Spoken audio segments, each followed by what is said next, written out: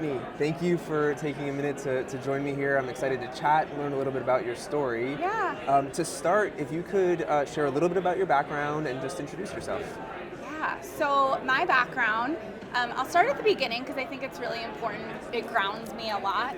I received my master's in clinical counseling, and that started my career. I started in nonprofit, and I started working with adolescents. And so I did that for about 2 years after grad school, but I had this hunger for I was really curious about potential and helping, individuals kind of tap into their talent. And I couldn't quite do that with mental health counseling. So I started to get into recruiting kind of through networking, ended up in recruitment for sales brokerage back in 2014, and that started everything. So since 2014, I have recruited in sales, supply chain and logistics was a big part of that. And then that led me into L'Oreal, which is where I'm at today. I've been there for 5 years, and I've recruited across every function possible, including R&I, chemistry, marketing, digital, you name it. So, and again, supply chain and logistics. So that has led me, all of that was experienced hires. And throughout the last almost 2 years, I was given an opportunity to flex into early careers, which I absolutely love. And that is where I've been really the last 2 years, is leading university relations, and then also kind of moving into managing all of early careers actually in the next few months before my child pops out. But it's been an amazing journey, and I always say my graduate degree has led me to where I am, even though it wasn't the exact career path I chose, which I think a lot of us fall into recruiting in that way. That does seem to be the case. Yeah. So I'd love to get a sense of is the state of recruiting emerging talent and early career talent. What are what are the topics and the themes that are really important in 2023? Yeah, it's a competitive market, both for students and then also for companies. So I would say the few things we're looking at moving into is, the first is, how does a company appeal to students? How are we showing up in a more authentic way? Because we're competing against so many amazing companies on the market. L'Oreal, great company, but we're not often known for tech, data science, but these are our gaps. And so that I think is really important, is for a company to really kind of align on who we are as a brand and how we show up with students that connects with them. So that is a huge space of what we're working on right now at L'Oreal, definitely. And then the second is, how do we keep up with the changing skills? The days of just a business degree or a marketing degree are vastly changing. And students are really coming with so many facets of skills nowadays. Everything from gaming, VR, coding. So as students progress and evolve, we have to, as a company, in the way we assess those students. So for instance, we have really taken the time to completely revamp the way we interview our interns, which is almost 200 of them, and the way we assess our management trainees, which is almost another 200 students. So that is something we're really working on, and I think everyone as a company needs to kind of look at how are we assessing students based on those skills versus kind of more traditional interviewing as we did in the past. Absolutely, it's fascinating to hear. I'm curious to get a sense of, this topic around authenticity comes up a lot in these conversations. Yeah. How do companies balance actually being authentic in the way that maybe Gen Z and younger talent is looking for, with the need to, be a professional organization and want to have a produced story? How do you kind of balance those things? Yeah, it's a great question. So I'll just kind of share an example of what we've done. So at L'Oreal, what we did is we really aligned with our EVP, so our employee value proposition, and a lot of that is around purpose and growth. So from there, you have to walk the walk.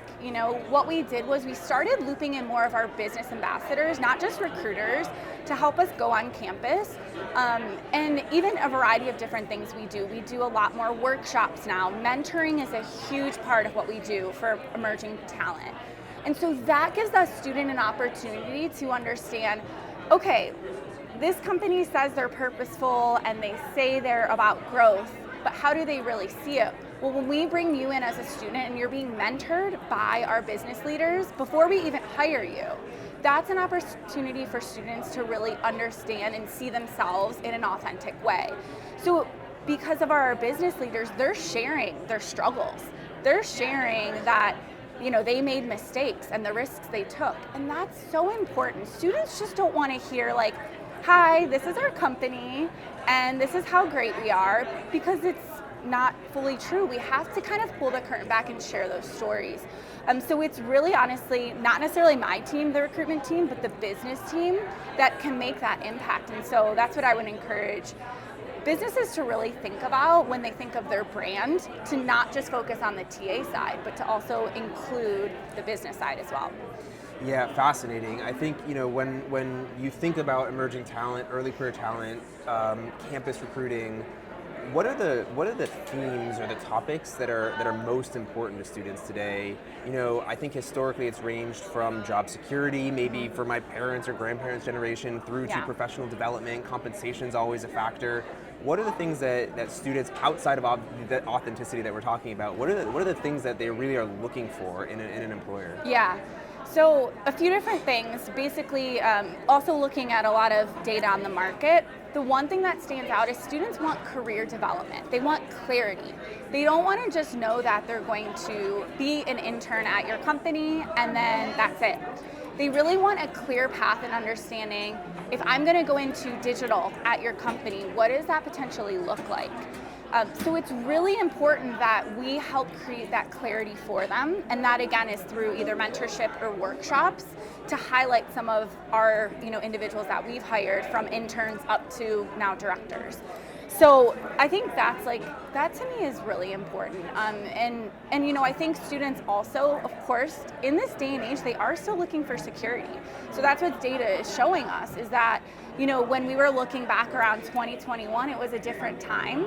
I think students were more open to taking risks, but now with unfortunate layoffs, students really kind of are back to that security space.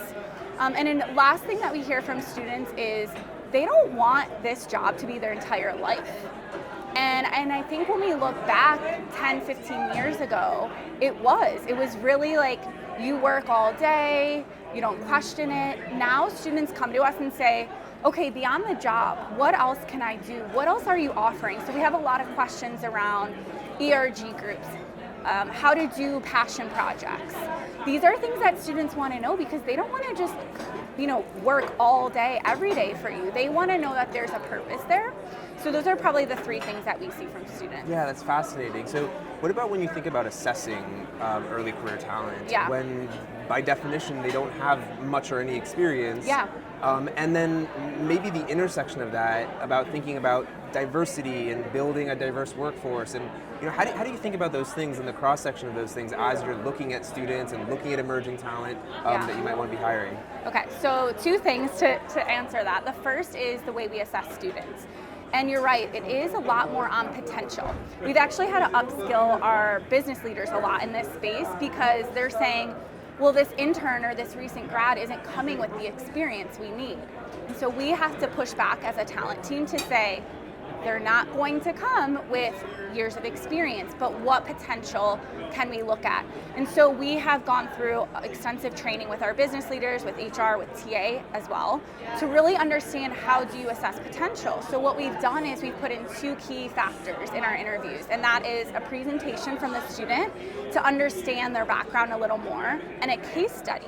So it helps them show up actively in the space of the interview, work with a team, and say, we're going to take on this case study together. And you see so much in students that you wouldn't necessarily see in a resume, and that you wouldn't see by just asking a question. You really want to kind of test and learn with them in that moment. So that's what we did from an emerging talent standpoint.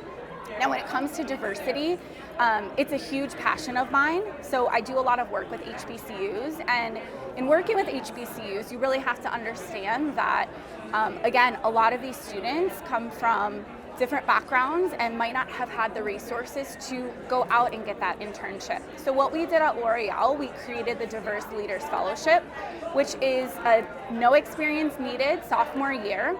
And then we are developing the students across 9 months to get their foot in the door to that internship. So I think it's something that companies need to think about to expand the diversity in pipelines, and not just going to these top Ivy League schools, but really looking at all of the schools.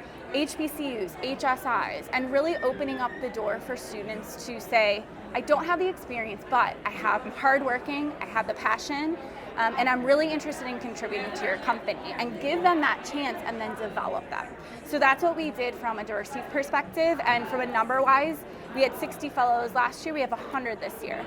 So we have 100 students now going through this program this year that will then hopefully become interns and then, start to shift our culture a little bit. I love that. So in terms of campus recruiting, and as you think about campus recruiting, what do you think is not happening today that you think over the course of the next 2 or 3 years, or kind of the next stretch of time, is really important, that needs to start becoming a part of the process that companies bring to campuses as they're trying to meet and talk to students? Oh, that's a good question. I think what's missing is we're really going to have to shift in getting more face time with the students and helping them, again, develop. So what I mean by that is typical historic days of early careers is going on campus, going to career fairs, shaking 1,000 students' hands and saying, okay, here's our internship, go apply. And to me, I think those days are done. So I think what is missing, and which I wish I had a team of 50 to 100 to do this, but it's really get in the door with their curriculum.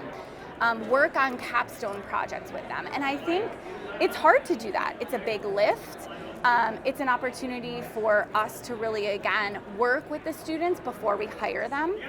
So to me, the future is going in more of this experiential direction versus only the kind of let us pitch ourselves and let's just meet you for 30 seconds, which is, to me, I see it slowly shifting, but I want to get more into this space where career fairs are a thing of the past in a way, and experiential learning is at the forefront. I love that. That resonates for me. So last question for you, more of a personal question. What do you love about what you do?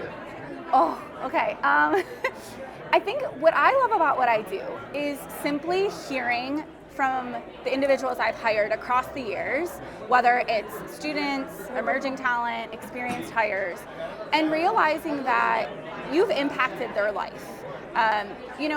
To me, I don't see myself as ever was a transactional recruiter. I never was kind of like fill this job and move on. I always kept those relationships with anyone I've hired.